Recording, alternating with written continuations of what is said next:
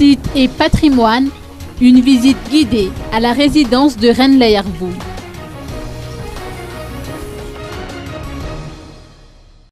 Dans le cadre de la Journée mondiale des monuments et des sites, une visite guidée des différents monuments a été organisée par le DELI en collaboration avec le ministère de la Culture et du Patrimoine aujourd'hui à la résidence secondaire Rennes-la-Yarvoun d'Amboudstir. Un guide a été mis à la disposition des visiteurs pour l'occasion. Donc, nous sommes ici à Amboudstir, dans la propriété de l'ancien Premier ministre Rennes-la-Yarvoun, qui a été Premier ministre donc, pendant l'époque royale à Madagascar.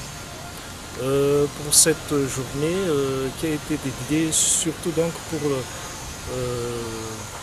la célébration des monuments, nous avons choisi ce site-là afin de faire connaître donc à tous les Malgaches, surtout les jeunes et aussi les étrangers, qu'il existe à Madagascar, surtout donc à Tananarive, des sites qu'on peut encore visiter et qu'on peut réhabiliter afin de donner donc une valeur à la culture malgache. Pouvez-vous nous apporter des précisions sur les entités qui s'occupent de l'entretien de monuments pareils?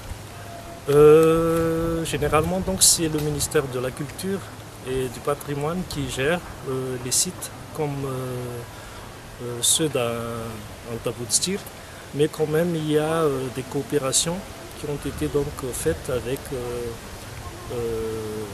la commune urbaine d'Antananarive ainsi que la région Île-de-France. La maison principale a été construite par le missionnaire anglais James Cameron en 1863, suivant l'architecture anglaise. Le bâtiment est disposé selon un plan en nid et comprend 8 pièces. Les façades extérieures sont en briques et l'intérieur en bois doublé de tapisserie en papier.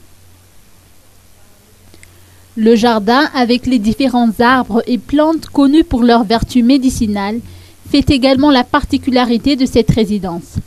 C'est d'ailleurs l'environnement verdoyant et paisible qui a incité le Premier ministre Rennes-la-Yarvoun à y emmener la reine Rassouirn, alors qu'elle était malade pour sa convalescence.